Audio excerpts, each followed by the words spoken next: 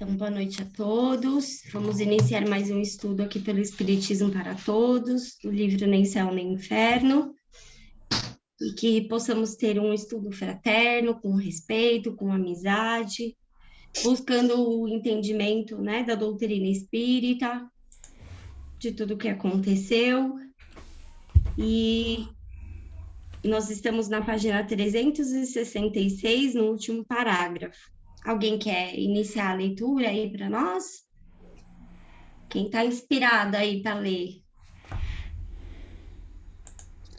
Eu leio. Obrigada, Clá. Somente parte dos espíritos, entre as infinitas trajetórias que podem escolher, desenvolvem perfeições de maior porte, que se tornam longas aflições. É verdade que todos temos defeitos, mas grande parte dos espíritos escolhem caminhos onde cometem erros e aprendem com eles. As grandes massas caracterizam quase sempre espíritos simples, que num cotidiano de muito trabalho em suas vidas de servidores, vão desenvolvendo progressivamente suas habilidades, virtudes e aos poucos potencializam as faculdades de sua alma, razão, vontade e imaginação. Depois conquistam progressivamente o livre-arbítrio e as virtudes, e os sensos crítico, moral e estético. Por meio desses sensos, conseguirão distinguir de forma cada vez mais precisa, respectivamente, o verdadeiro do falso, o certo do errado e também o que é a verdadeira beleza representada pelas harmonias celestes. Os simples estão num processo de educação, construindo por seus esforços a capacidade espiritual, que vai lhes permitir serem úteis na espiritualidade. Todo ato bom, seja qual for a condição do espírito, sempre lhe trará felicidade proporcional, que jamais se perderá. Como do sofrimento moral tem sempre começo e fim. O resultado final de todos os infinitos caminhos pessoais escolhidos pelos espíritos será sempre a plena felicidade, conquistada sempre pelo mérito, que é a verdadeira graça divina. Nossa Senhora.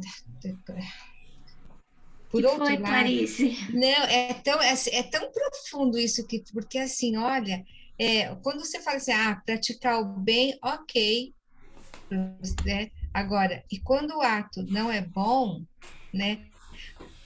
Quais as consequências disso? Quer dizer, o autor não entra nas consequências disso, né? Do sentimento, das tristezas, das dores, né?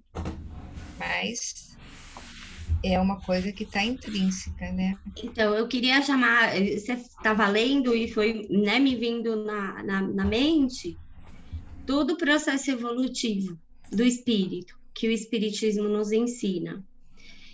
Então, se a gente for pensar, né, todo o contexto onde surgiu o espiritismo, o domínio da igreja, as explicações sobre a vida espiritual que se tinha, né? Depois o predomínio materialista, onde se vinha aquela questão do nada. Quando se desperta para as verdades espirituais, quando o homem verdadeiramente busca esse entendimento, quando vem ali aquele vazio no coração, porque Kardec vai trazer essas reflexões sobre o que o dogma, né, nos diz. Quer dizer, então, que se um filho meu cometeu um erro, nós estamos condenados à eternidade, separados por um erro. E o materialista, que deixa um vazio maior ainda, o futuro é o nada, não existe. E o surgimento do espiritismo, ele traz uma revolução nas ideias.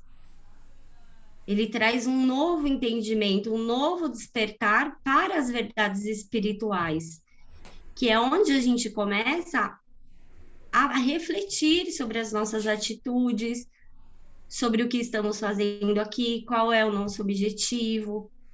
qual é a nossa missão, né? A minha missão é grandiosa, como a do Chico Xavier, ou a minha missão talvez seja só criar o meu filho, ser uma boa amiga, ser uma boa esposa. Eu parei para pensar isso também. Você já parou? Muitas vezes, porque às vezes a gente Muito. pensa numa missão grandiosa, mas será que eu sou um espírito grandioso para ter uma Pois missão tão é, grandiosa? O é, Satiro disse é, que não. Aí eu fico, O meu Deus, Satiro disse que é, não. Então, é, dentro, é muito isso que ele fala aqui, né? Que a grande maioria dos espíritos escolhem caminho onde cometem erros e aprendem, porque a gente está aprendendo a dominar as paixões. O próprio Kardec, né, na Gênese, traz o período que a gente passa. Não, assim, Ju, quando a gente está no início, que a gente é simples e ignorante, percebe que esse sofrimento não alcança a gente, né? E outra coisa, o pior sofrimento moral que a gente tem é quando nós estamos conscientes. Então, quando a gente está errando, fazendo um ato errado, mas a gente não tem ainda domínio da razão, tá, tá, desculpe, a gente está cometendo Aprendendo. atos equivocados devido a nossas paixões, né, até algumas coisas assim. Não é o pior sofrimento que existe. O pior sofrimento é o sofrimento que nós escolhemos. Eu sei o que é o certo, mas eu busco, por apego, vamos dizer assim, eu busco o errado. E aí eu começo a gerar um ato. Lembra? É um ato equivocado. Eu tenho que fazer milhares de atos, para que isso vire um hábito. E daí ainda é uma imperfeição no máximo. Não é uma imperfeição. Aí é uma imperfeição. Se você insistir mais ainda, aí é o maior sofrimento que tem. Aí você vira um vício, né? Ou seja, dá pra gente se tocar quando a gente faz um ato errado, né? Então não, eu acho que, pô, Deus é altamente bonzinho com a gente, entendeu? A gente erra, não sofre muito. Quer dizer, tirando o fato da Juliana existir em nossas vidas, no resto ele é muito magnânimo, entendeu? Todo o resto, ele é magnânimo até o final. Vocês estão rindo o que aí? Estão falando alguma mentira aí? Não tô, não tô. É porque o pessoal não tem coragem de dizer para ela a verdade. Né? A Cecília se acaba. Então, ela não consente não nesse caso, viu, Juju? Então, assim, falando sério, Obrigada, gente. assim, a gente começa com um ato, até desenvolver um hábito, olha quanta chance você tem de adquirir conhecimento, razão, dominar sua emoção, não se deixar levar mais pela emoção, e você obter a razão e aí fazer o certo. Ó, quanto tempo você tem até que isso vire um hábito? Eu acho que Deus é bonzinho para dedéu, entendeu? Dá milhões de chances, e sendo que, na maioria das vezes, a gente comete alguns atos, não chega nunca nem a ter um hábito negativo, vamos dizer assim, né? A maioria de nós não tem esse hábito negativo, não desenvolve uma imperfeição nunca. E aí? Então eu acho muito melhor isso do que ter uma pessoa fora de mim que me diz o que eu tenho que fazer, que amanhã acorda, perdão da palavra, com as bolas viradas, decide que eu tenho que fazer outra coisa que não é a primeira que ele queria, e daí eu me lasco. As religiões são isso. Não é? Primeiro, né? Até que o padre chega lá, o Papa chega no concílio e fala assim, aquele negócio ali não é mais aquilo não, agora é isso aqui. Agora tu vai pro inferno se você fizer isso aqui. Mas Jesus não disse isso. Não interessa se Jesus disse. Agora é assim, ó. E aumentou, corrigimos a tabela de valores para você ser salvo e não ir pro inferno. Tá tudo corrigido. Mas no nosso caso aqui, o nosso esforço de crescimento, a gente está colaborando, já que não somos celestiais, pelo menos estamos sendo úteis na espiritualidade, para a espiritualidade. Como assim úteis? Não entendi. Não, aqui é como está aqui no texto, olha. Os simples estão no processo de educação, construindo por seus esforços a Isso. capacidade espiritual que vai lhes permitir serem úteis na espiritualidade. Então, como não somos celestiais, somos simples. Não. Nós não somos mais simples e ignorantes. Não, não estou falando ignorância, estou falando só simples. Mas é. É simples que ele está falando, é que a gente está num desenvolvimento desse processo de educação. E cada vez mais a gente vai desenvolvendo o nosso senso crítico, a moral, o estético, e usando isso em favor das faculdades da alma. A gente ainda não é um ser completo, porque, né, seríamos espíritos Ah, puros. tá. É o simples e Então, ele está completo. colocando nesse sentido do processo nosso de desenvolvimento, que todos nós estamos, né, Ah, tá. aprendendo a ter o desenvolvimento de todas as nossas faculdades, aprendendo a fazer escolhas, desenvolvendo o nosso senso moral, tendo controle das nossas emoções. É um processo psicológico necessário que todos nós passamos, né? Porque nada é brusco na natureza, você não vai dar um salto Justamente. saindo da vida animal, né? Entrando para a vida humana e já conquistar, né, Não, o e espírito ninguém vai puro. sair te cobrando logo de cara um monte de coisa. Que é justamente o processo, não é esse. O E processo não é quando você sair sendo cobrado. Não é. O processo está quando ele tá fala, tempo. né, tanto no Céu e Inferno quanto na Gênesis, ele fala, né, quantos séculos se passaram desde que Moisés veio e ainda tem homens que, né, vivenciam aquela lei, olho por olho, dente por dente, fez aqui, toma ali. Quando o próprio Cristo já veio e trouxe novos entendimentos, né, novos fundamentos da moral, e a gente ainda está aprendendo a lidar com isso. Então, é um processo individual de cada um, É. né, íntimo de cada um. Eu só quis trazer essa reflexão para a gente, né, lembrar todo esse processo evolutivo que a gente passa desde a vida animal até a gente alcançar a faculdade, né, para chegar a um espírito puro. Quantas vidas a gente passa? Ô Ju, eu vejo assim, ó, espíritos simples, né? Que Jesus falou para vários espíritos simples, tanto que ele faz lá o Sermão da Montanha e ele inclui lá os simples. Então, um exemplo, né? Os trabalhadores comuns são espíritos simples. As donas de casa são espíritos simples, que estão ali sendo útil à espiritualidade, criando, recebendo ali seus filhos, né? Gerando uma família, aumentando uma família e construindo a sociedade. Mas, dentro de todos os espíritos, tem aqueles que vamos dizer assim, eles conquistaram a inteligência, mas se deixaram levar, cederam às emoções, aos vícios, aos desejos. E traz ideias para o mundo de desigualdade, né? De injustiça, para aqueles simples que é a maioria. Então, o que eu entendi aqui que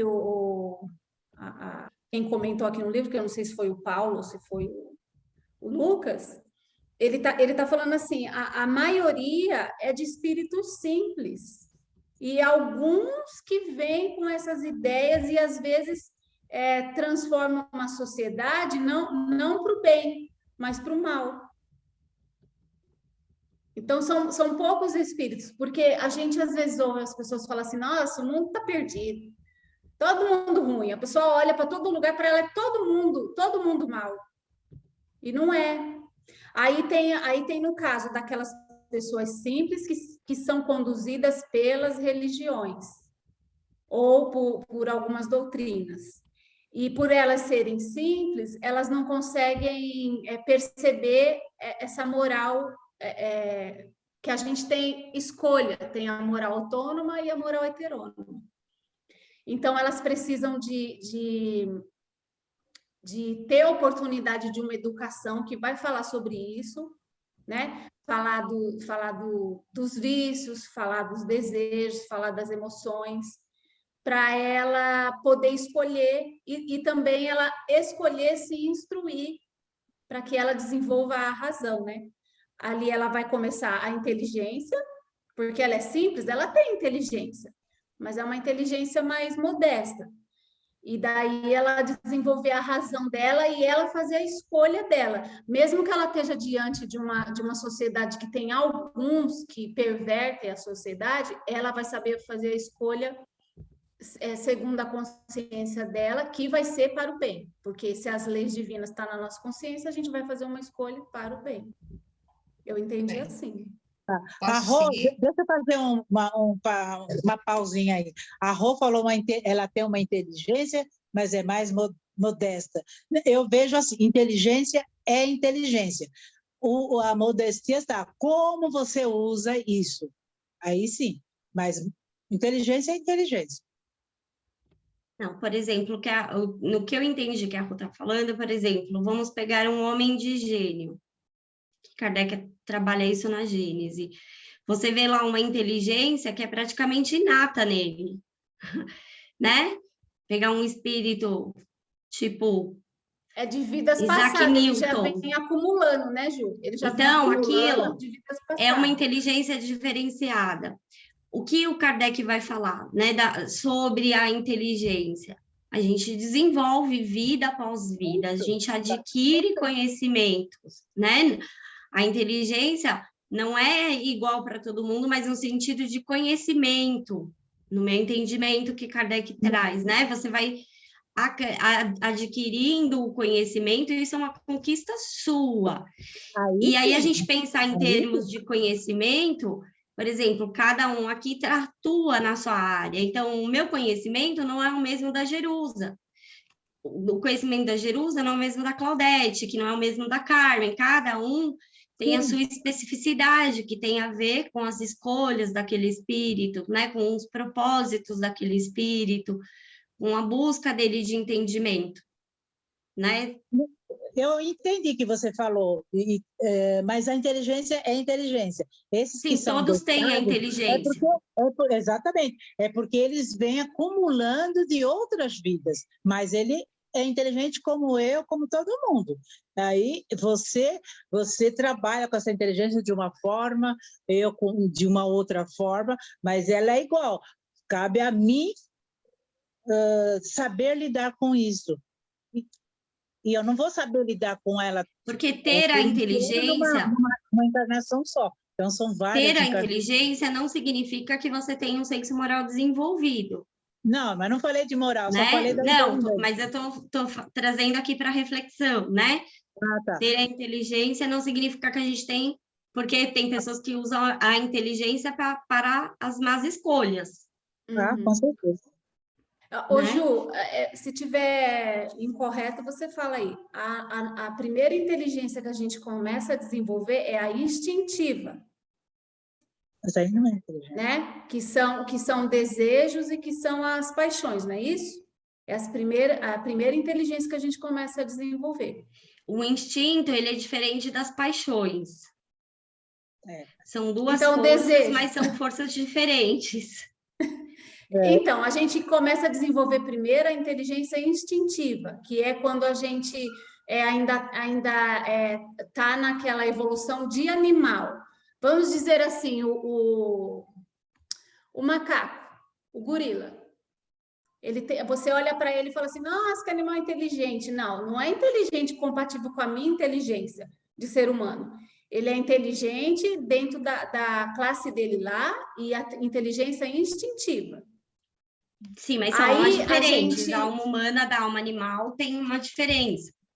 Sim, aí essa inteligência ela vai sendo desenvolvida, que nem ele fala que as grandes más caracterizam o desenvolvimento. Aqui, ó, vão desenvolvendo progressivamente suas habilidades, virtudes, aos poucos, potencializando as faculdades de sua alma.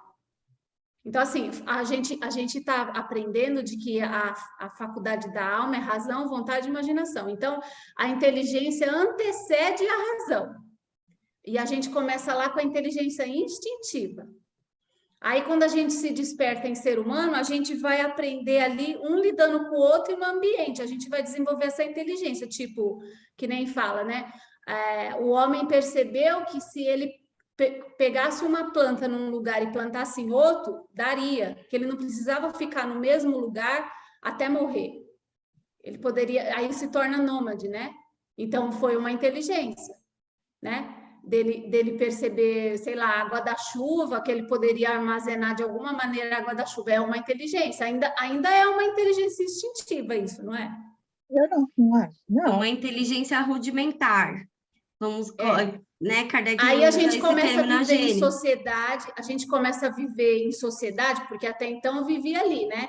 Com o esposo, a esposa, e os filhinhos, e a sogra, o sogro ali, né? Aí depois não, em sociedade, aí vai tribos, aí vai comunidade, até chegar nos dias de hoje que é a sociedade. Aí, ao lidar com as pessoas, ao observar, você vai desenvolvendo uma outra inteligência que é além da instintiva.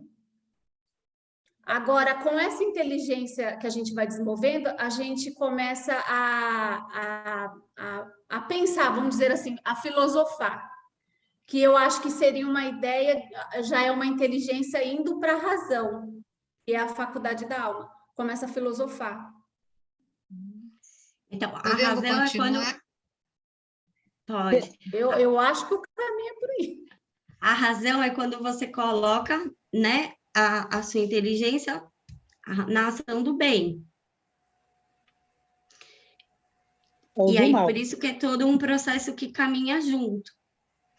Aí depois, né, quem tiver dúvida, pega lá o capítulo 3 da Gênesis, estuda, que ele vai explicar bem, né, pontuadinho a inteligência, o instinto, vai separar as paixões dos instintos, que são duas forças diferentes, né, que atuam diferentes, tanto que ele vai trabalhar a questão da origem do instinto. Lembra que a gente estudou qual é a origem do instinto? Porque o instinto, ele tem uma perfeição. Tanto que você, quando observa a natureza, ela existe uma harmonia, uma perfeição. Ele ainda cita o exemplo do João de Barro, né? A forma como ele constrói a casinha, a posição, a portinha. Então, ele está questionando ali a origem disso. E ele não fecha, ele traz as teorias psicológicas que se tem, mas ele não fecha. Ele traz hipótese e ele fala, a hipótese mais correta é aquela que estiver de acordo com a providência divina. Então, deixa eu perguntar. Então, para mim, inteligência é uma coisa, o instinto é outro. Tanto é que eles falam, quando você usa cada vez mais a inteligência, o instinto vai diminuindo. Está certo ou está errado isso? É como eu penso. É isso. Então, aí vai fazendo uso exatamente daí que você falou, vai fazendo uso da inteligência, o instinto vai diminuindo. Mas para a gente, aí no caso é Caju, né? Mas para a gente se descobrir, usando a faculdade da alma, que é a razão, que a gente vai usar tanto estando encarnado quanto desencarnado, aí vai um tempo, aí vai um período, acontece várias coisas, né, Ju? Sim, por isso que ele o Kardec, ele vai separar por períodos. Quais são os períodos? O período onde as necessidades do homem são puramente materiais. Então, você vive para quê? Para suprir as necessidades instintivas. A conservação, a reprodução, a alimentação. E aí você tem as emoções que te dominam. Então, você tem o medo, você tem o nojo, você tem a tristeza, você tem a alegria, você tem a raiva, porque elas são necessárias. Mas até que... Aí ele fala de um outro período, que é onde as necessidades materiais se contrabalançam com as necessidades espirituais. E o último período é quando, né, você passa a se dedicar somente às necessidades espirituais, que é aí onde o espírito domina a matéria. Então, por isso que ele separa por períodos, mas dentro desse período no meio, vamos colocar onde se contrabalança as necessidades materiais e espirituais, é um processo longo. A gente não está mais só nas necessidades materiais, nesse período onde a gente só vive para comer, dormir e reproduzir, né? E melhorar as questões materiais mesmo. A roupa, né? Então, por isso que ele vai falar do processo de desenvolvimento da inteligência, onde a gente vai, né, ter esse desenvolvimento material, e a própria questão, quando ele fala os tempos são chegados, é o despertar para as questões morais. Mas é um processo, né, por períodos. Então, por isso que ele fala, a humanidade chegou nesse período, por isso que quando a Clarice suspirou, eu falei que foi, né? E ela foi lendo e foi me remetendo àquilo que ele está explicando para a Gênesis. Os tempos são chegados, a humanidade está madura, né? Lá no Evangelho, que ele trata, né? As verdades espirituais, é o despertar, né? Para que se busque priorizar as questões espirituais do que as materiais, mas eu ainda tenho muitas necessidades materiais, porque eu estou na matéria, eu preciso pagar conta, eu preciso comer, eu preciso dormir, eu preciso trabalhar, todo esse processo que ele vem falando aqui, né? Que eles vão escolhendo, né? As suas atitudes, cometem erros, aprendem com eles, a grande maioria vive uma vida corrida, trabalha, estuda, lembra, né? Você quando jovem, acordava, ia trabalhar, depois da noite ia para a faculdade, chegava 11 horas em casa, cansada, ia dormir. Não é, gente, é uma necessidade totalmente material que a gente tem ali para suprir, para se desenvolver. Mas você não desperta para as coisas espirituais, não necessariamente. Aí é cada um, a individualidade de cada um que vai vir esse despertar. Ô, Ju, e você acha que para a gente tá inteligência instintiva, aí a inteligência antes de chegar na razão. Ele separa o instinto da inteligência, Rô. A inteligência antes de chegar na razão. Você vê que a educação, no caso intelectual, vamos dizer assim, né? Porque o que é educação intelectual aqui para nós? É você ter acesso a ideias científicas e a ideias filosóficas, não? Ou será outra coisa? A ideias políticas, a ideias astronômicas do universo, que a gente está em uma galáxia que tem mais, por enquanto, né? 299 bilhões de galáxias ainda. Aí você vai desenvolvendo instinto, inteligência, intelectualidade, e o próximo é a razão? A razão, ela já está, todas as faculdades estão em potencial em nós. Depois você vai lá no capítulo 3 da Gênesis e lê o item 12. Ele está falando, a inteligência se revela por atos voluntários, refletidos, premeditados, combinados, conforme a oportunidade das circunstâncias.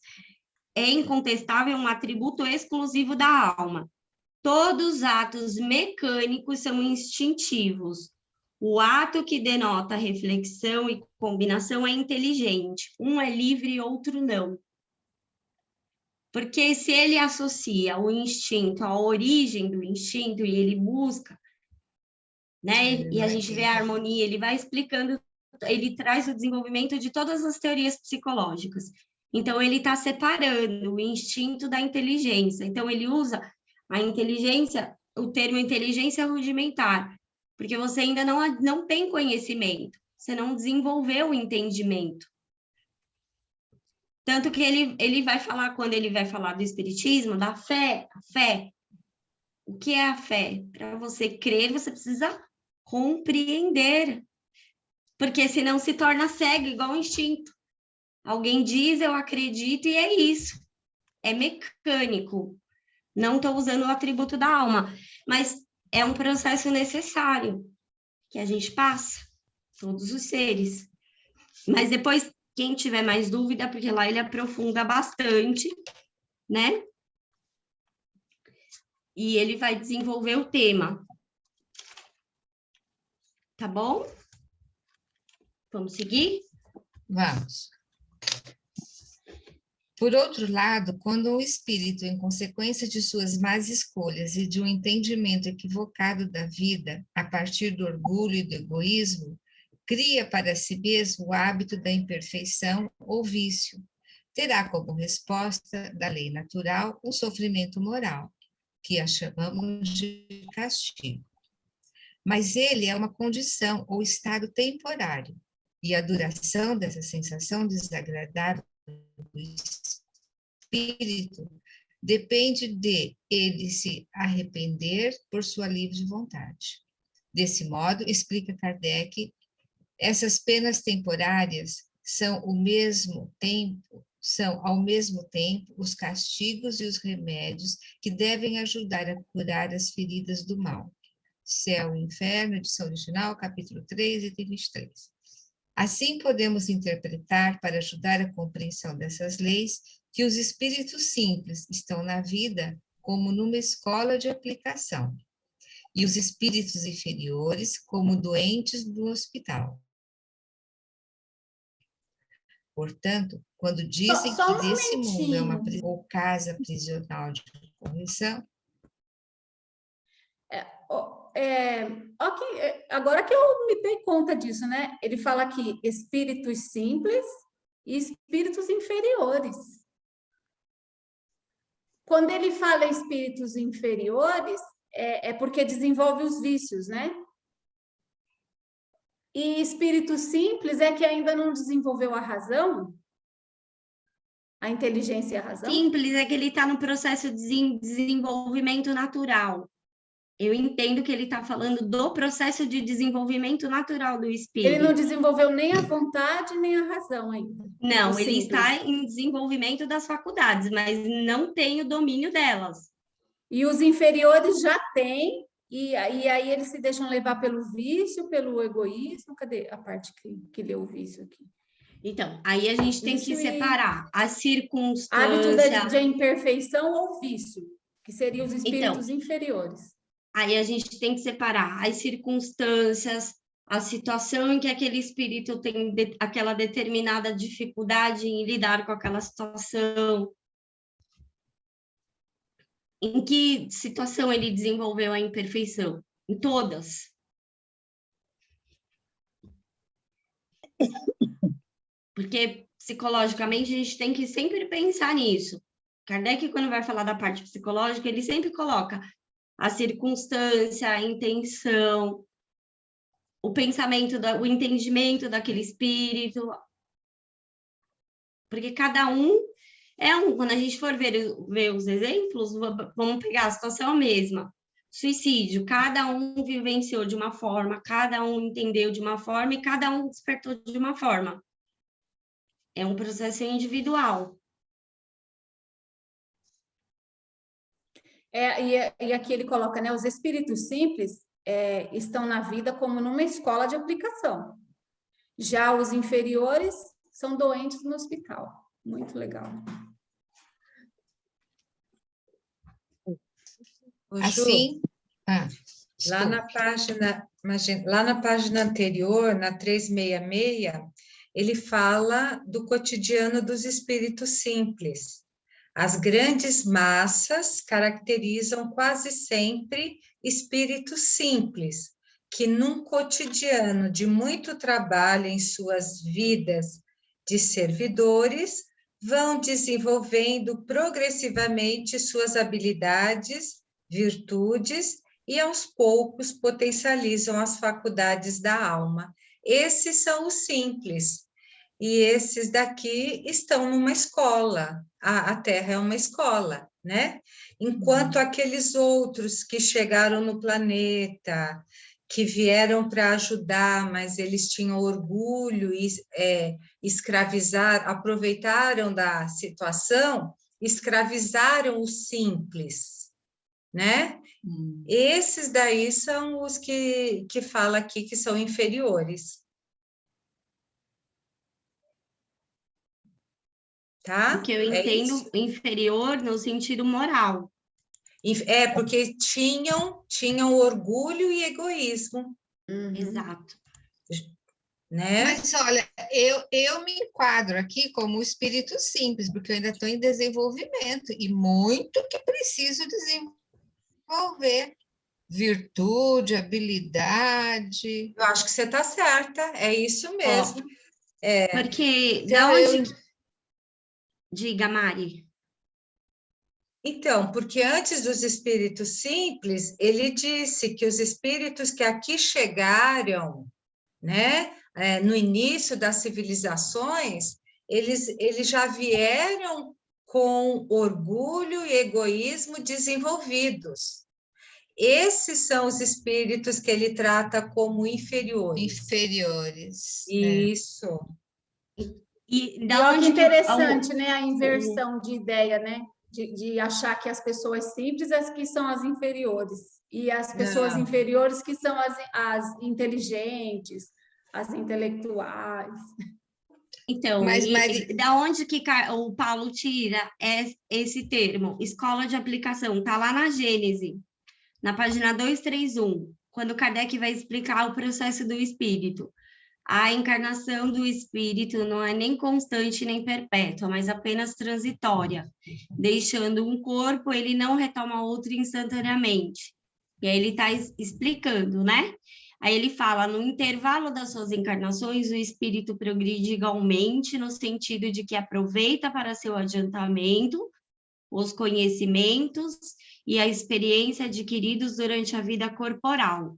Falamos de espírito chegado ao estado de alma humana, tendo a liberdade de ação e a consciência de seus atos. Ele examina o que fez durante sua estada terrestre, passa em revista o que aprendeu, reconhece suas faltas, elabora seus planos e toma as resoluções pelas quais conta conduzir-se em uma nova existência, tratando de fazer o melhor. É assim que cada existência é um passo adiante no caminho do progresso. É uma espécie de escola de aplicação. É o termo que Kardec usa lá na Gênese, está na página 231, para quem quiser pesquisar depois. É por isso que Jesus falou, bem-aventurados os simples, super bem-aventurados. Porque aqui na Terra, né, isso que a Mari falou, não tem, quando a gente vai ver lá, né, ele tratar da raça adâmica, não tem só espíritos aqui. Os simples são os espíritos daqui, no caso, que se desenvolveram aqui, mas tem espíritos que vieram, né, de outro lugar, que passou pelo processo de renovação social que a Terra está passando hoje. E aí Kardec vai trabalhar tudo isso lá no último capítulo, onde ele fala aqueles, né, que ele vai explicar quais são os espíritos refratários, que o bem individual importa mais do que o bem coletivo. Ele não se importa. Ele tem consciência, ele tem entendimento, mas ele não quer. Então, esse é o que ele chama de refratário, mas até mesmo esses, ao desencarnar, estar na espiritualidade, né, ampliar a sua consciência, o seu entendimento, ele pede uma oportunidade dele vir e tentar fazer diferente, de tentar usar todo o conhecimento que ele teve para o bem, que ele tem, né, para o bem, para a lei.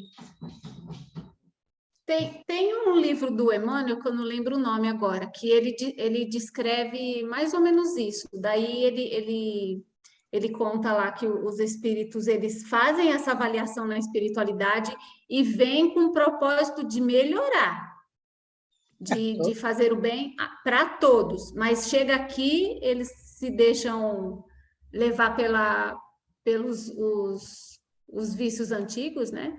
Egoísmo, vaidade, e acaba que se perde. Então, aí o que é, a gente tem que pensar no que o Paulo ou Lucas, né, estão colocando aqui. Portanto, quando dizem que esse mundo é uma prisão, uma casa prisional de correção, essa ideia é falsa. Até pelo entendimento que a gente tem de prisão. Isso não é pela prisão, pela coerção física que o espírito muda, gente. Não é. Entendeu? Eu vou pegar esse espírito e vou prender ele ali. E ali ele vai sofrer 100, 200, 300, 400 anos, e aí ele paga. Não é dessa forma que o espírito aprende. E aí é o que o Kardec vai falar. São espíritos que não estão condenados, eles estão doentes, eles precisam né, de entendimento, para que ele mesmo mude o seu entendimento, a sua ação, as suas escolhas. Não é pela coerção física, é pela liberdade de pensamento, de entendimento. Doentes. Vamos lá? Os espíritos em punição são, portanto, não como condenados perpetuamente, mas como doentes no hospital, que sofrem da doença, que quase sempre é culpa sua e dos meios curativos dolorosos de que ela necessita, mas que são a esperança da cura, e que curam tanto mais rápido quanto mais exatamente sigam as prescrições do médico, que vela sobre eles com solicitude. Se eles prolongam seu sofrimento, sua própria culpa, o médico nada tem com isso. Sem compreender esse mecanismo da lei natural, mergulhado na ilusão criada por sua mente, o indivíduo, que está condicionado pelos falsos dogmas, acha que Deus o está castigando pelos atos de sua vida, e, em resposta, vai temê-lo ou revoltar-se, sendo que essas duas posturas só vão aumentar e multiplicar seu sofrimento moral, numa espiral que vai se tornando insuportável, até que se encerre pelo voluntário e sincero arrependimento. Desse modo, nem todos estão em expiação nesse mundo, mas os que estão são principalmente aqueles que vieram para esse planeta com a meta de ajudar a organizar as civilizações. Pois aqui chegaram com inteligência, mas sem desenvolvimento moral, igualando-se aos simples ordinários da Terra. Desse modo, vindo para o mundo mais primitivo do que o de sua origem, vivem por aqui as provas para ajudar a formar a civilização e, ao mesmo tempo, as provações para superar seu egoísmo e orgulho, como se afirma em O Evangelho segundo o Espiritismo, capítulo 3, item 14. Nem todos os espíritos que encarnam na Terra vão para aí em expiação. As raças a que chamais selvagens são formadas de espíritos que apenas saíram da infância e que na Terra se acham, por assim dizer, em curso de educação para se desenvolverem pelo contato com espíritos mais adiantados. Os espíritos em expiação são, se nos podemos exprimir dessa forma, são exóticos na Terra. Já estiveram noutros mundos, de onde foram excluídos em consequência de sua obstinação no mal e por se haverem constituído, em tais mundos, causa de perturbação para os bons. Tiveram de ser degradados por algum tempo para o meio de espíritos mais atrasados, com a missão de fazer que esses últimos avancem, pois que levam consigo inteligências desenvolvidas e o germe dos conhecimentos que adquiriram. Daí vem que os espíritos em punição se encontram no seio das raças mais inteligentes. Por isso mesmo, para essas raças é de mais amargor se revestem os infortúnios da vida, e que há nelas mais sensibilidade, sendo, portanto, mais provadas pelas contrariedades e desgostos do que as raças primitivas, cujo senso moral se acha mais embotado. Podemos chamar de exilados os grupos de espíritos imperfeitos, mais inteligentes, que reencarnaram em nosso planeta quando ele era primitivo, com a missão de iniciar a civilização. Eles formaram as elites que controlavam os povos, compostos das massas de almas simples e ignorantes, que apenas ensaiavam para a vida. Por seu orgulho e egoísmo, Muitos líderes fizeram deles escravos de seus privilégios, dizendo que essa era a vontade de Deus. Ai, me lembrei do Paulo, do apóstolo Paulo. No interior dos templos, os iniciados, trazendo a intuição das verdades espirituais que já conheciam, criaram as doutrinas secretas. Esses conhecimentos esotéricos, ancestrais, ocultos do público, traziam as sementes das verdades que agora o espiritismo revela. No inconsciente dos exilados que estavam em revolta por terem vindo ao mundo primitivo, enquanto desfrutavam do bem-estar e tecnologia de seus mundos de origem, semelhantes ao nosso atual, mergulhados em ilusão, interpretavam esse fenômeno natural como um castigo impingido a eles pela ira divina, em virtude de seus pecados originais.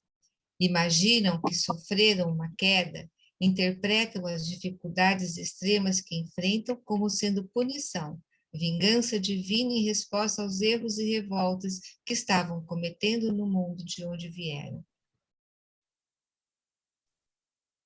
Em seu senso comum, imaginavam que Deus estava agindo de forma a coagi-los por condicionamento, fazendo uso de castigos, as desgraças, dores e doenças, e recompensas, os prazeres e privilégios, impostos nas vidas de cada um, conforme o seu julgamento. Compreendendo a reencarnação, essas doutrinas ancestrais acreditaram as vidas passadas, as grandes aflições da vida presente, como se aquele pecado original se somasse aos da vida aqui na Terra, ocasionando novos castigos divinos para a vida seguinte, numa contabilidade implacável, nascendo assim a ideia distorcida do karma ou causa e efeito. Por fim, esses indivíduos revoltados e orgulhosos, olhando para o sofrimento físico das massas, em vez de assumirem a responsabilidade pela verdadeira causa das misérias sociais, que está no egoísmo das elites privilegiadas, interpretavam as dificuldades da vida não como oportunidades de evolução, mas como castigos generalizados impostos por um Deus vingativo a toda a humanidade. Assim, nasceram os dogmas do passado, mantidos até hoje por serem ensinados de geração em geração. Kardec ensina: a religião era, nesse tempo, um freio poderoso para governar. Os povos se curvavam voluntariamente diante dos poderes invisíveis, em nome dos quais eram subjugados, e cujos governantes diziam possuir seu domínio, quando não se faziam passar por equivalentes a esses poderes. Para dar mais força à religião, era necessário apresentá-la como absoluta, infalível e imutável, sem os quais ela teria perdido a ascendência sobre esses seres quase primitivos, apenas iniciados para a racionalidade. Ela não poderia ser discutida, assim como as ordens de um soberano. Disso resultou o princípio da fé cega e da obediência passiva, que tinha na origem sua razão de ser e sua utilidade. A veneração aos livros sagrados, quase sempre considerados como tendo descido do céu ou inspirados pela divindade, proibiam qualquer exame. Kardec, 1868, 2018, página 113, trecho suprimido da versão adulterada. Ai, gente, sabe o que eu me lembrei? A imagem que eu lembrei? Eu fui num casamento outro dia e a pessoa, o padrinho, entrou com a imagenzinha assim da Nossa Senhora e a Bíblia atrás. Esse trecho que eu acabei de ler me remeteu a essa imagem. Alguém vai comentar aqui ou não? Esse trecho, lembra quando a gente estuda lá na Gênesis, que ele traz a citação bíblica de Deus falando com Adão, que ele, né? Mulher ganhará o seu filho com dor. E o homem, né, ganhará o seu sustento com o suor do seu rosto, porque... E aí Kardec explica de uma forma tão simples, porque essa é a condição desse mundo. Essa é a condição do planeta que eles vieram reencarnar. Por suas próprias, pelo seu próprio endurecimento. Mas, de toda forma, eles estavam ali em missão, porque a inteligência deles já desenvolvida ajudariam os simples aqui da Terra a também se desenvolver. É útil. Então, é o que ele fala. Imagine a gente aqui com ar-condicionado, televisão, quer tomar um cafezinho, aperta lá o botão da máquina, quer lavar a roupa, põe a roupinha lá e lá. E aí você ir para um lugar onde para você ter um alimento, você precisa plantar, esperar aquele fruto germinar. E todo esse processo que a gente vem desenvolvendo, no inconsciente fica como se isso é um castigo. Assim, quantas situações da vida que a pessoa fala assim, puxa, isso só pode ser um castigo. Ou falar, né, ainda, em outra vida eu fiz algo, agora eu estou pagando. E entende dessa forma. Mas, olha, pensa, por exemplo, assim, vamos falar, regressão social. A pessoa tinha um poder aquisitivo bacana e agora um poder aquisitivo mais simples por circunstâncias da vida. Cara, eu acho assim, cara, por que eu estou passando? Aí tem que lavar, passar, cozinhar, Aí, por que eu estou passando por isso? Qual é o aprendizado? Talvez alguns achem que tenha sido castigo de Deus, não é? Nessa situação. Mas é puro aprendizado. Hoje a gente já faz a reflexão, eu estou passando por isso porque eu tenho que aprender alguma coisa com essa situação. É isso que esse estudo está me alertando, né? E como eu digo assim... pode falar. Parece que esses espíritos eles reencarnaram compulsoriamente, né? Alguns deles reencarnaram compulsoriamente. Então, Kardec não usa esse termo. Então, é o outro, é compulsório. Eu também não gosto desse termo. Compulsório e qual é o outro? Daqui a pouco eu lembro o nome da outra palavra. Também não gosto, não. Parece estranho, né? Então, é como se o espírito endurecido, ele estaciona. Ele estaciona. E ele a lei é de progresso. Compulsório. Ele vai falar a lei é de progresso. Ele não vai poder ficar estacionado lá a eternidade. Aí então, chega um momento que ele reencarna. Ele não usa esse termo. Então, ele vai falar que tem espíritos que estão endurecidos. E como que ele explica esse processo? Então, aqui, vamos supor que é o exemplo que ele dá lá não é... Esqueci o nome do comandante. É tipo o quartel, ele dá o exemplo lá no último capítulo. Então, chega um momento que aqueles espíritos, eles não são mais compatíveis moralmente com os espíritos que estão encarnando aqui. Então, ele fala aqui na Terra, vamos supor, pegar o nosso exemplo, né? Que é o que a gente tem propriedade para estudar pelo que os espíritos falam. Ele está falando da renovação, mas aí ele fala assim, todos os espíritos que estão reencarnando na Terra já são espíritos puros, espíritos bons? Não, são espíritos que estão nascendo, que trazem em si uma inclinação ao bem. Uma inclinação, é essa palavra que ele usa.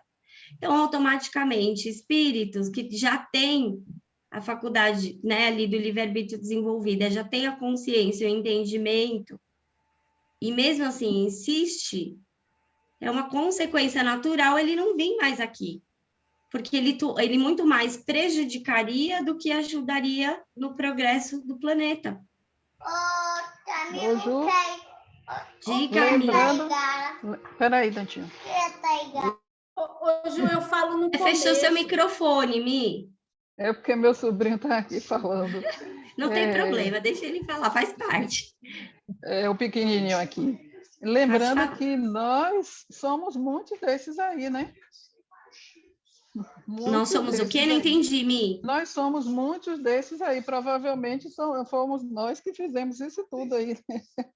Muitos de nós, né? Ao longo das reencarnações, a gente vem fazendo, se comportando dessa forma, né?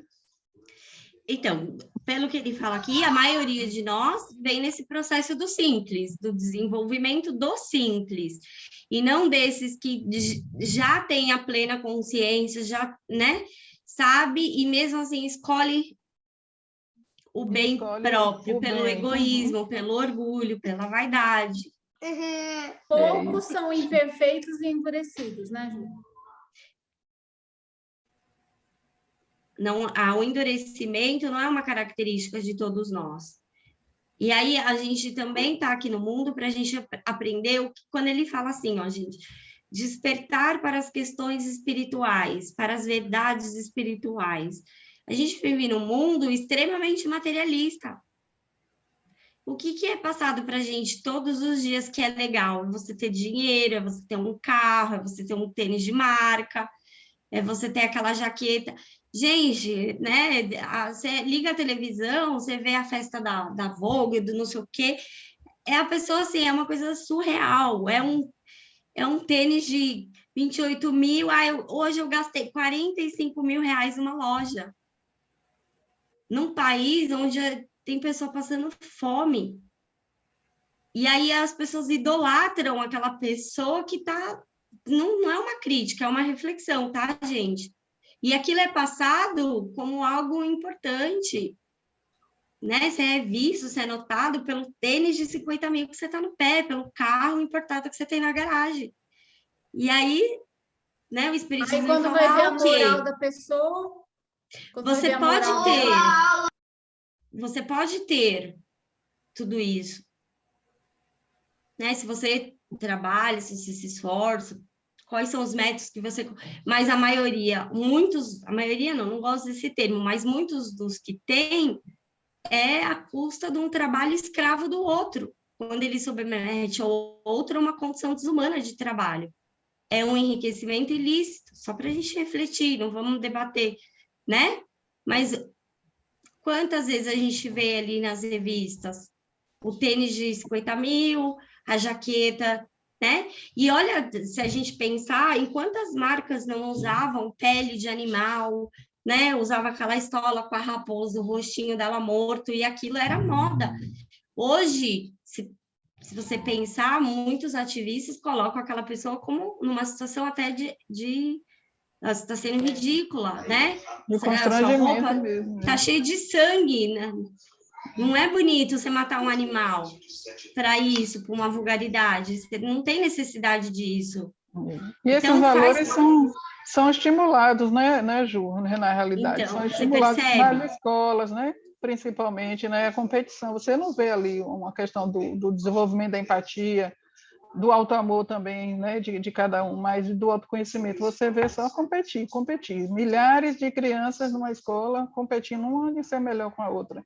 E os valores morais, que são, lógico, passados pelos pais, eu acredito muito nisso, né, nessa questão, mas nas escolas também deveriam, né, se incentivar mais, né, essa questão de valores morais, espirituais, mas realmente está difícil, ainda está difícil. Né?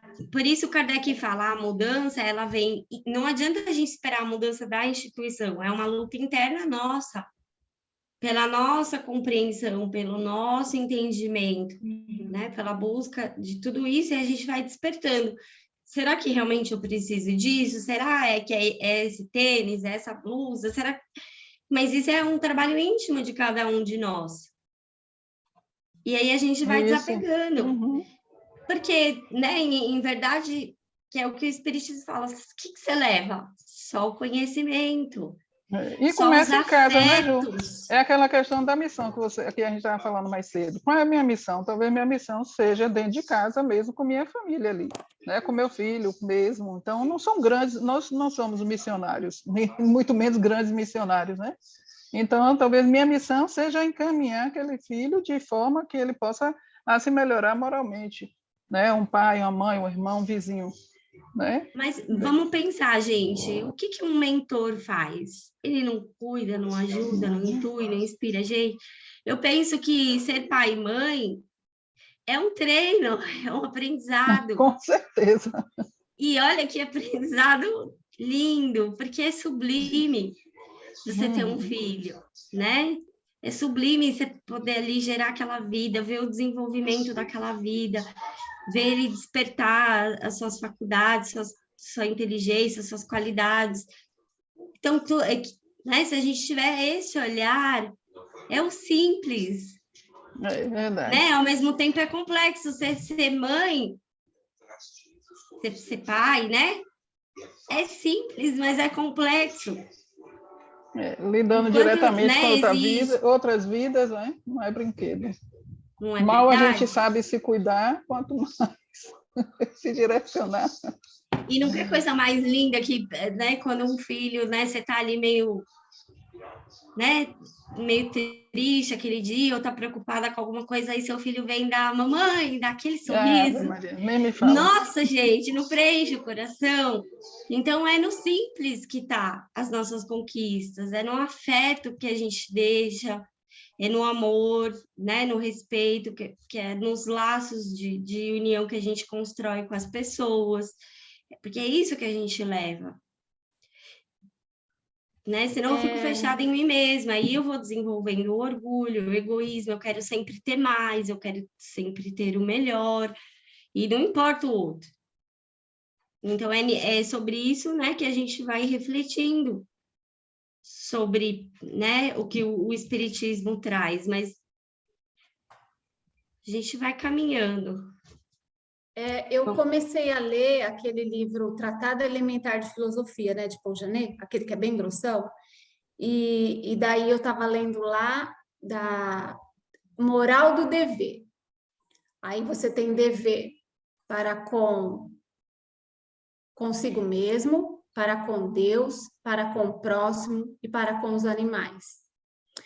Aí dentro disso ele começa a falar assim, moral do dever para com as coisas.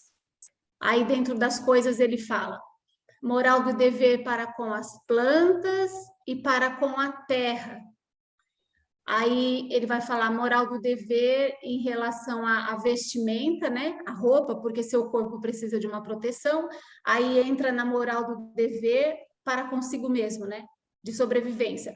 Moral do dever ali quando você está se alimentando, que aí é a moral do dever para consigo mesmo, porque você tem que saber o que você está fazendo uso na sua alimentação, para que você não adoeça o corpo. E daí ele vai entrando, né, moral do dever.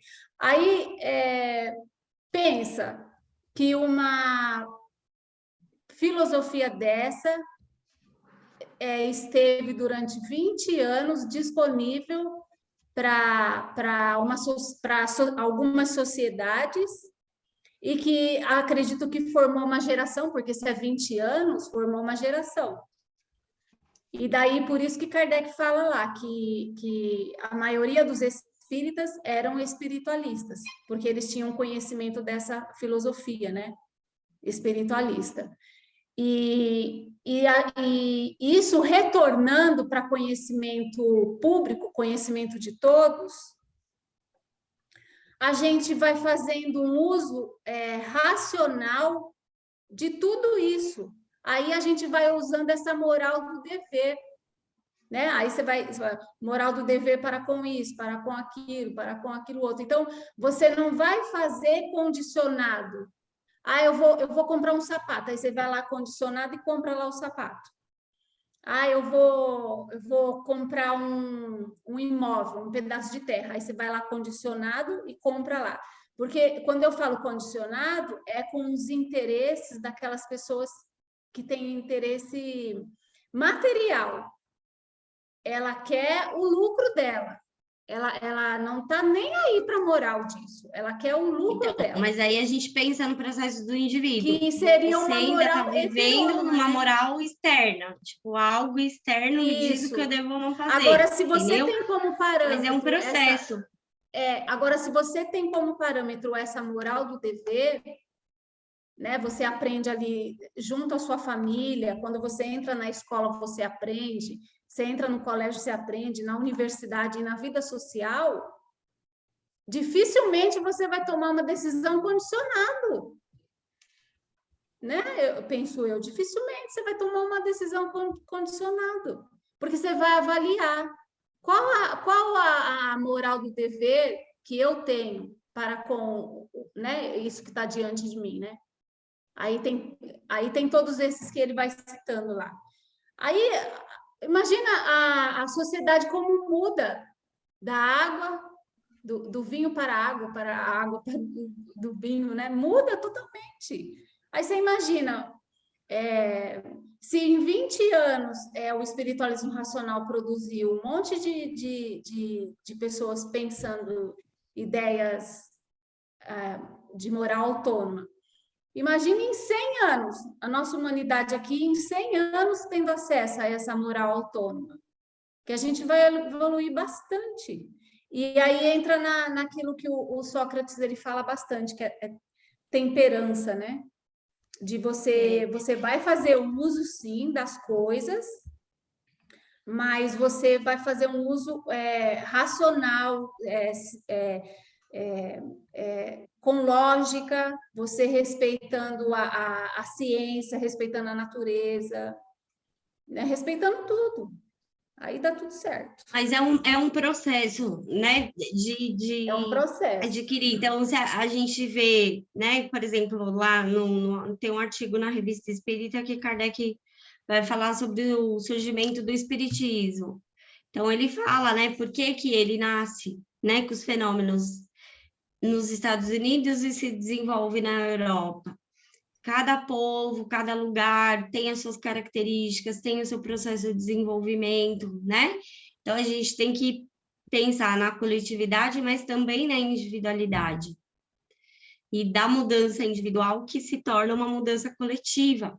Mas é um processo, porque a gente não dá saltos, né? É um processo de entendimento, de compreensão, gradativo, né?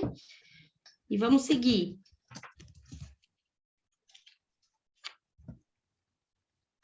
Você vai ler, Clá?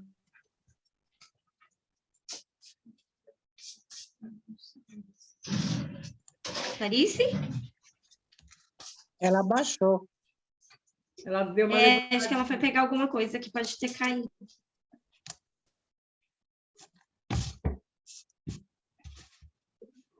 Clarice? Já está voltando. Voltando.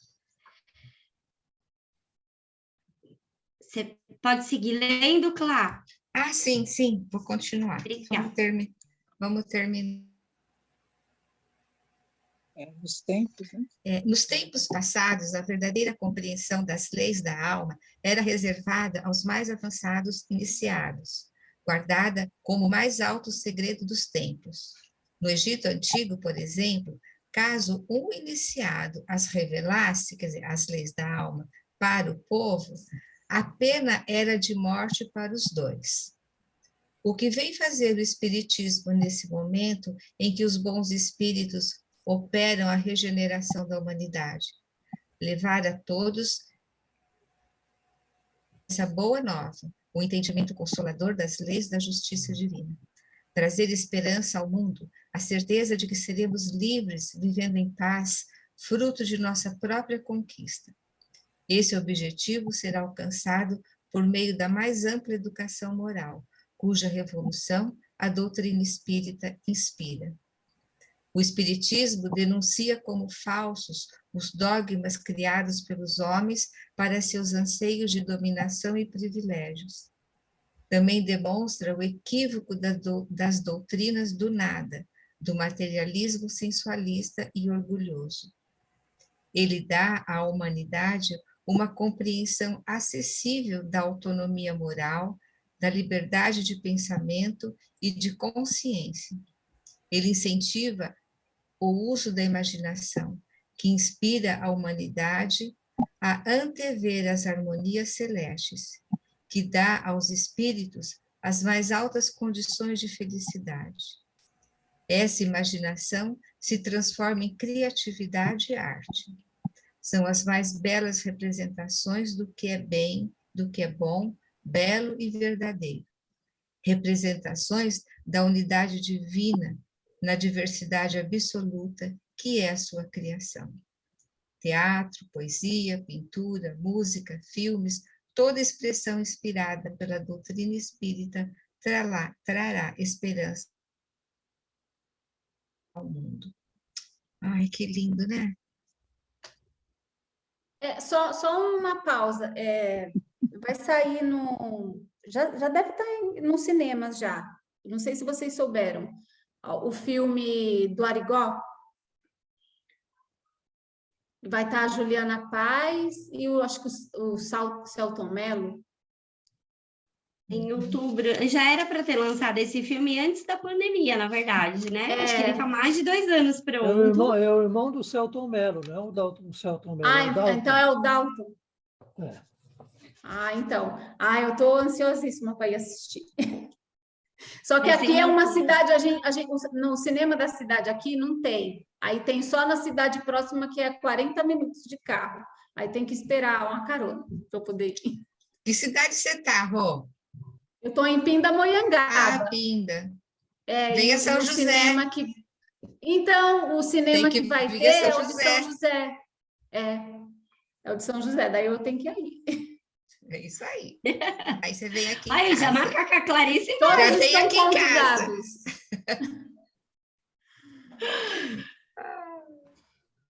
Para por aqui. Vai ser em outubro, né, gente? Diga. Não, para por aqui, né? Vocês querem parar e a gente começa o novo item semana que vem? Ideal, né? É melhor. Diga, Conde. Não, eu falei que é o ideal, né? Porque vai abrir um outro item. Deixa eu perguntar para a Rô se ela concorda. Você concorda, Rô? A Rô tá dói. Então, o que vocês acham, gente? A gente para aqui e segue no estudo da adulteração do capítulo 8, na semana que vem, que aí acho que ele vai estudar item a item, né? Ô, Ju, eu acho que tem que parar agora e continuar na próxima semana.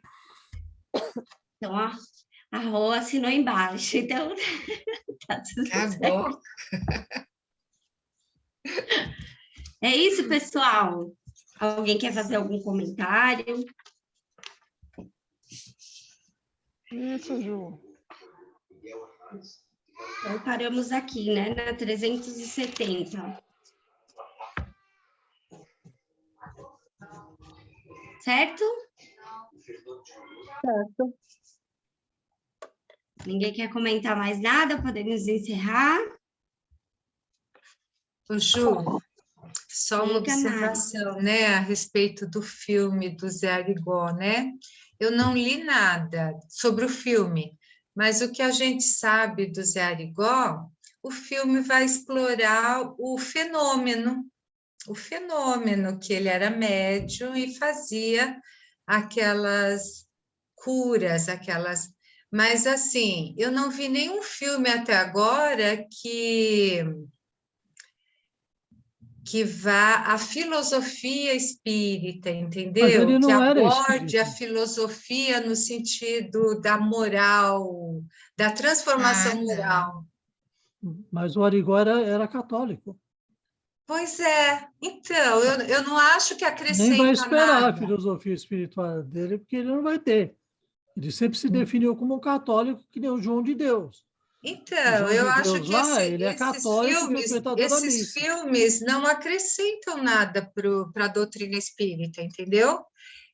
Levanta a curiosidade só, porque as pessoas que vão assistir ficam Acha só que é espírita. Oi? Eu acho que... Eles acham que é espírita. Isso, Eu acho que serve de instrução para nós que somos espíritas de fazer uma análise racional. E se alguém vier perguntar para a gente assim, o que você achou disso, daquilo outro, e a gente saber falar algo bom. Veja bem, o que vai ser Porque abordado vão envolver no o filme, espiritismo nisso, vão envolver. O que vai ser abordado no filme é o primeiro período do espiritismo, que Kardec disse na época que já tinha passado. que era o período da curiosidade. Mas no caso eu não vejo nem isso, porque como ele nunca se definiu como espírita, Então, não diz nada. né? Agora, o que dá para analisar lá é o seguinte, que a mediunidade não é apanágio de nenhuma doutrina. Exato. Ela é individual, vai da evolução do espírito. Agora, no caso, o que vale no Arigó? Por que um espírito escolheu ele, né, para ocorrer o fenômeno porque é um fenômeno, né, de materialização, como é que a gente vai falar? Um fenômeno de... como é que eu vou falar? É um espírito que vai fazer fenômeno físico. É um fenômeno de efeitos físicos. Efeitos físicos. Né? Agora, nota, o que ocorre lá é que tem um médico por trás disso, um médico ainda que desencarnado, mas tem. Mas são espíritos, né, que fazem fenômenos físicos. Se a gente for verificar na escala, não estou dizendo do espírito do Fritz, eu estou falando que é uma equipe. Quando você vai operado lá, porque o doutor está me operando. Não está o doutor te operando, tem uma equipe te operando. Então, existe um espírito que guia, que seria esse espírito mais esclarecido, e o restante dos espíritos envolvidos são espíritos de fenômeno físico. Se a gente for verificar na escala, eles não têm um desenvolvimento, sobretudo intelecto, muito grande. Então, eles são usados por esse espírito mais sábio e faz a operação. Nota, é um espírito que tem um grande conhecimento de origem intelectual. Agora, para saber se esse espírito é desenvolvido do ponto de vista moral, vai do médium, porque assim que o médium ele se desequilibra, ele vai continuar com a mediunidade. Só que esse Fritz, por exemplo, se afastaria. E um outro espírito tomaria o lugar, que não tem uma evolução tão grande. Como existe mal médico aqui, também tem mal médico desencarnado. Né? É o Fritz que está me operando, de repente um açougueiro qualquer. Mas como é que ele consegue? Ele era médico aqui, ele continuou, e você deu a abertura para isso. Né? Você, quer dizer, o médium, o paciente, tudo. Porque lembra quando ele começou a ter o Dr. Edson Queiroz, que era um médico? Uhum. Supostamente um aparelho melhor para ser médium. Por quê? Porque ele era médium e médico. Qual que foi o problema dele? Ele começou a se perder no aspecto moral e continuou fazendo a cirurgia, até que teve, acho que desencarne de 2 ou 3 pacientes na mesa durante o transe mediúnico. E tudo isso se deveu a quê? Ao desequilíbrio do médium. Tanto é que ele foi assassinado pelo caseiro, né?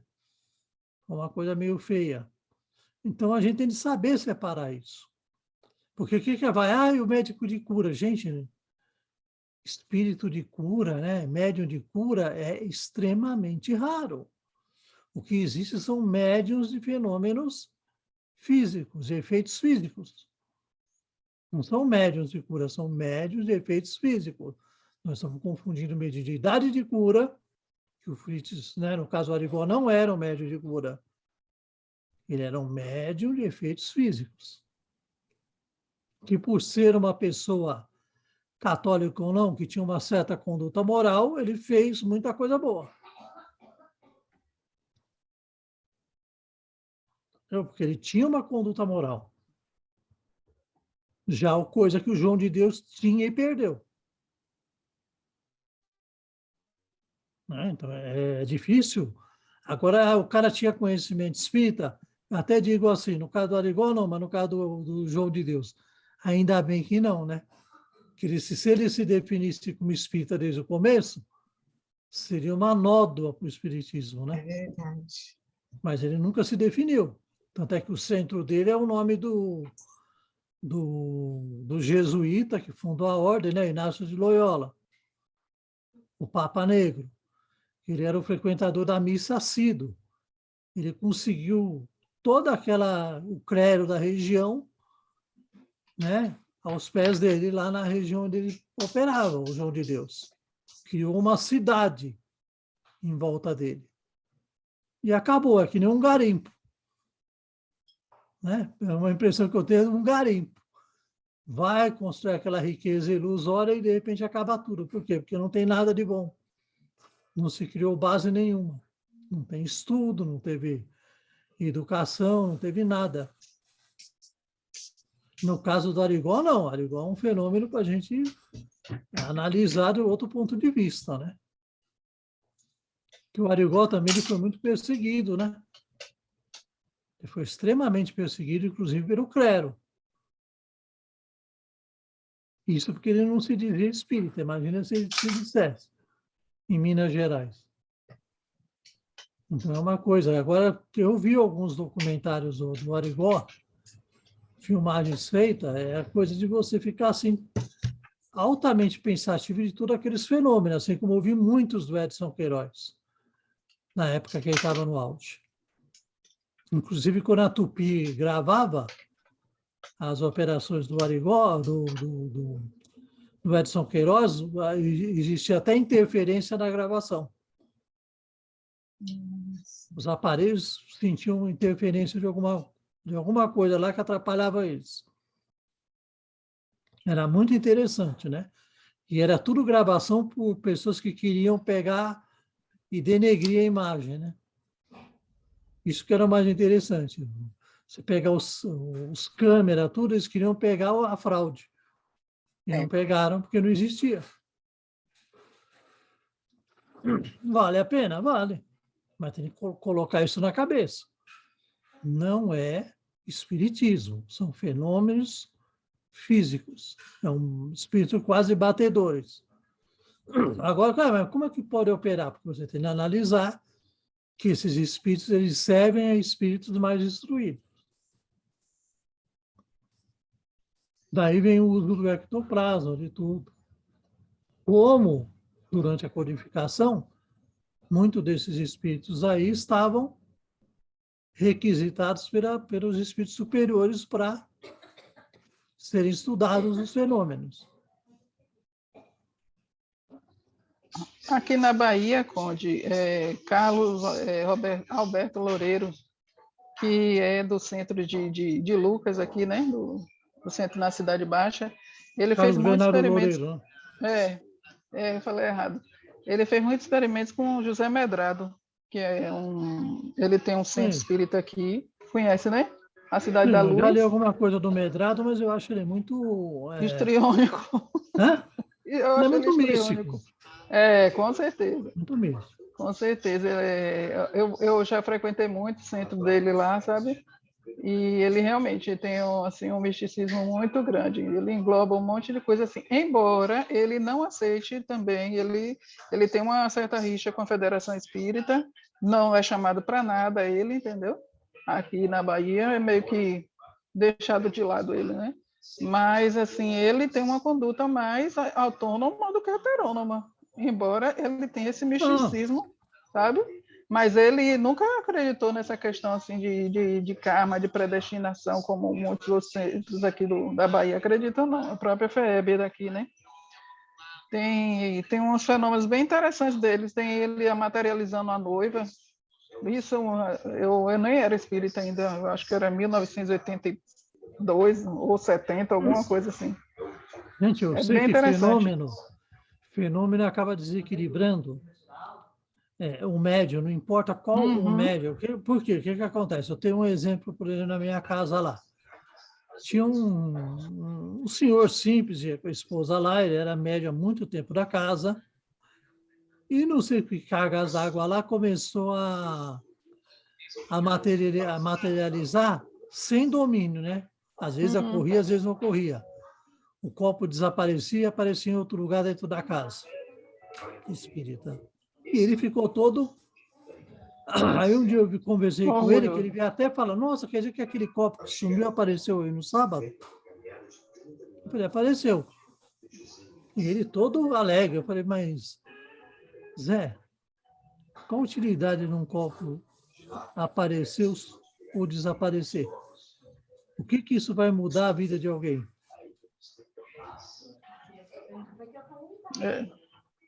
Aí ele pegou e ficou assim. Não apareceu mais de sábado, né? Porque ele gostava de quem?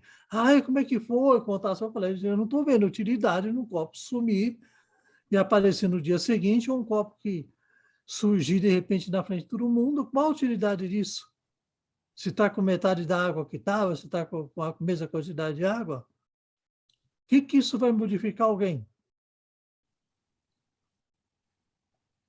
Agora acontece, aí qual que é o problema? Falta de estudo na casa. Que o fenômeno acontece, o que o espírito quer?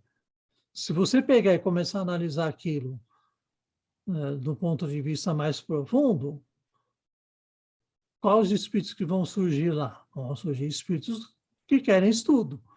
Agora, se você acha aquilo lá como se fosse um número de circo, vai aparecer um monte de espíritos de artistas circenses que não deram muito certo quando estavam aqui.